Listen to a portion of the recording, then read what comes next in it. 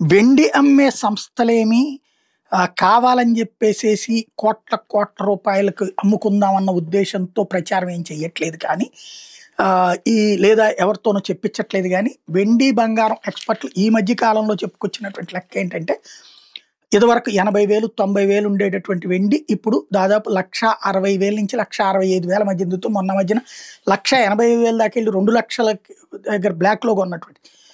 తర్వాత మళ్ళీ 1,50,000, 1,60,000 దగ్గరకొచ్చింది.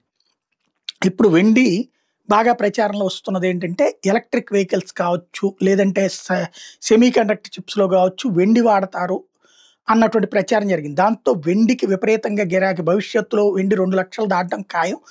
2,00,000 రేంజ్‌లో స్థిరపడుతుందని చెప్తున్నటువంటి వేళ, వెండి కోసం ఎగబడుతూ ఉంటే భారతదేశంలో ఈ ఈ కాన్సెప్ట్‌తో వాస్తవంగా ఏంటంటే, బంగారానికి ఎక్కువ ప్రయారిటీ ఇస్తారు, వెండికి తక్కువ ప్రయారిటీ ఇస్తారు. ఎందుకంటే బంగారం ఇవాల్టి రోజున రూ.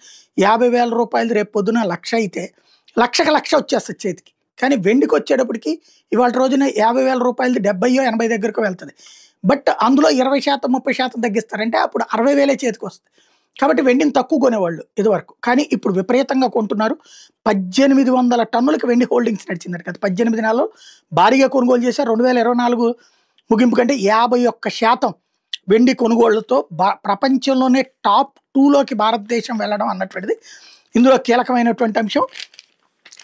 200% దాకా ఢిల్లీలో 1,28,900 గోల్డ్ ఉంటే, వెండి కూడా రూ. 5,800 అప్ అవ్వడం అన్నటువంటిది తాజా కీలక పరిణామం.